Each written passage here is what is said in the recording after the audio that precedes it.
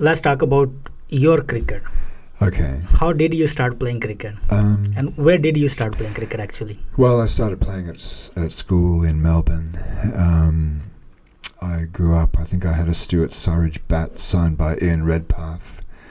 And I was sad to see that he died quite recently. There was a famous middle order of Paul Sheehan, Ian Redpath, and this is back in the days of the Chappell Brothers and Bill Laurie and in people 80s? like that. That's being generous to me. That's being kind and diplomatic. I'm older than that, unfortunately. And so I had my bat signed by Ian Redpath, and I loved playing at school. I played for the school, and we had I think there were 10 or 11 schools that were kind of associated. We called ourselves the Associated Schools, and we played each other. We played each other in football and cricket and other sports like running and rowing and things like that, and tennis. And I had this rivalry between, I was a batsman, and I could bat quite well, but there was always a bowler that I always went out cheaply to, and his name was Phone, F-O-N-E, which is like the best name. But I think I can actually remember. And I think one of the times when my father was really, really proud of me was when I was batting, and I was playing on an oval, and the kids would walk down the side of this oval after school to get on the buses to go home. And my father was like the only parent who was watching. And all these kids came past, and everybody said, Beg's batting. This is going to be really good. Let's watch. And I think from that moment, must be proud. It made my father really proud, hearing people who are my age saying something. Because it's one thing for a kid's father to say, this is going to be really good. But for a kid to say that it's going to be really good matters a whole lot more, I think.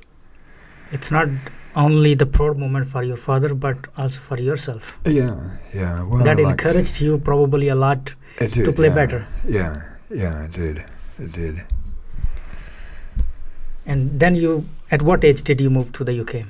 Oh, I didn't live in the UK for very long. I grew up in Australia, went to school there, went to university there. It was kind of like when I was like in my 30s, something like that.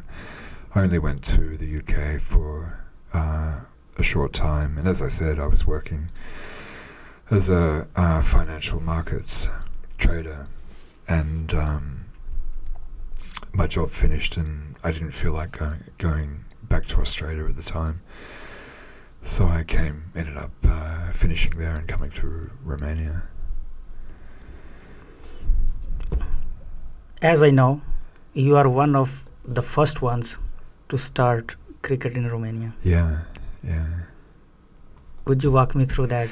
Sure. Those early days of cricket Romania. Days. Well, I think it all started in the 2005 Ashes when three of us, and I wasn't one of them, but three of us, Charlie Crocker, Mike Roberts, and James Codor, spent a considerable amount of time at the Irish pub watching. That's in the city centre? That's in the city centre, yeah. It's a pub that sells stout, which is this undrinkable drink, and beer and stuff. And they watched nearly every ball that was bowled in the 2005 Ashes, which was a famous Ashes series, yeah. which unfortunately England won 2-1. But every game was really, really good. And there were great players playing in it, like Shane Warne and McGrath and Vaughan and Peterson and Giles and Hayden and Langer and Gilchrist, all those great Australian players, and Flintoff was playing for England as well. He played wonderfully well, and so both teams were really strong. I always thought that Australia had the stronger team, but for some reason England played the better cricket and were able to win 2-1. And it was sad because Australia won the first test quite easily, and the second test, you probably remember, they were warming up on the field, and there was a ball just sitting on the ground, stationary, and Glenn McGrath stood on it, and the team had already been named, and he was in the 11, of course, and he tore all these ligaments in his foot when he put his entire weight on the ball, and had to be carried off. So he was out of that test match, and I think he was out of the next test match as well. Kasparovich was his replacement, and I think we lost that test match, and we managed to draw the next test match, but we really missed Glenn McGrath because he was a fabulous bowler. Always. Yeah. And that combination of him and Warren were just wonderful, and they both loved playing England, and England hated playing against them. Okay, and then you had long meetings about cricket, yes. Yeah. So it was that 2005 Ashes, and these three friends of mine, and they're well known in cricketing circles as having started cricket. We started the Transylvania Cricket Club. We called it Transylvania Cricket Club because we thought other clubs from other countries would be attracted to it because Transylvania is a name that people might have actually heard of outside the country. They're probably more because of Dracula. Yeah, because of Dracula, and they might be able to. They might be more happy about saying that they played against the Transylvania Cricket Club than against the Romania Cricket Club or Bucharest Cricket Club or whatever. So we called ourselves the Transylvania Cricket Club for that reason. And we had a committee, and we played regularly, about 2 or 3 times a year. We played amongst ourselves. We played about 2 times a year. A club would come from England to play against us, and once, maybe twice a year, we would go and play outside in England. And then after a while, we found that there were other teams in And where Bucharest. you used to play? What ground? We played at Pescariu Sports and Spa on a synthetic grass football court. We played on a clay tennis court in the winter. So the James that he gave the ground area later on? A little bit later on, yeah. James Codor, the founder of Transylvania Cricket Club, had some land that he developed and made into a ground, and that was really good. That was a real place to actually play. Yes. We played at the rugby ground. We paid a huge amount of money to the Rugby Federation to play one game there in 2007. That's near Harestro, right? Yeah, Harestro. And it's the ground of the it's just behind where the Romanian Olympic Committee has its office, Yes. and it's where the Romanian national rugby team plays its national rugby matches when they play in Bucharest.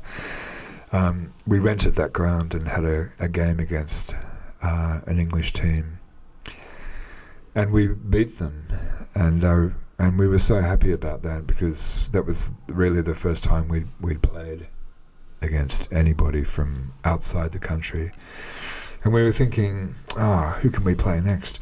What about Zimbabwe?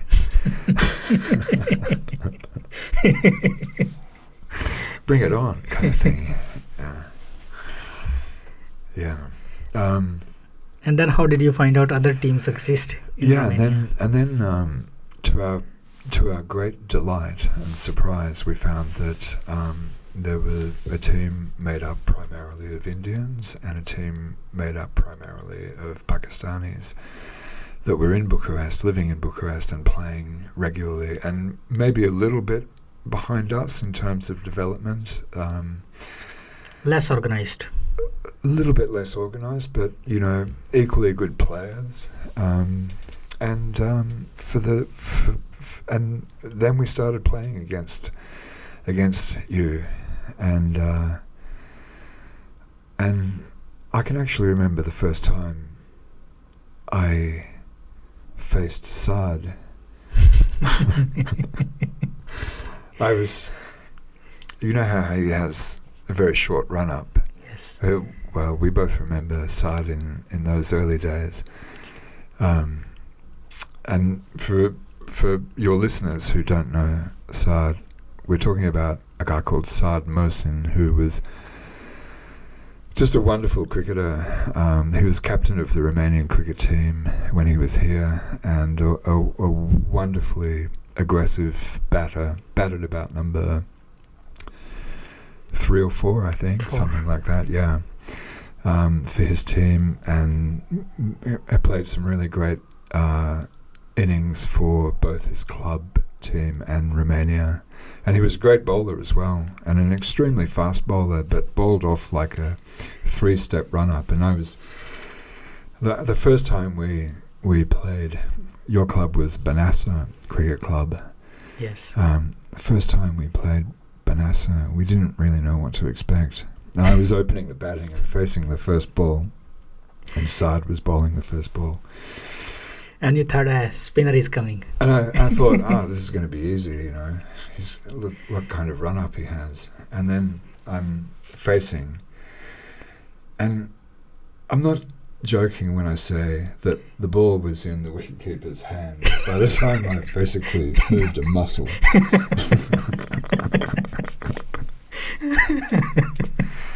So that was Saad, yeah.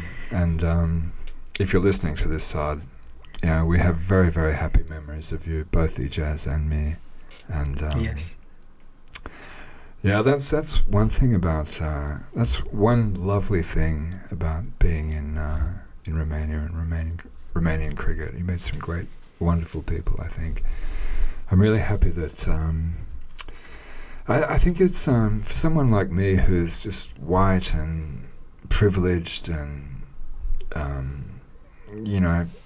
coming from such a kind of a sheltered background in terms of, I love it when I'm invited to eat, for example, and hang out with you guys, because it really is an insight for me into the kind of lifestyles you have, and your food is wonderful. I'm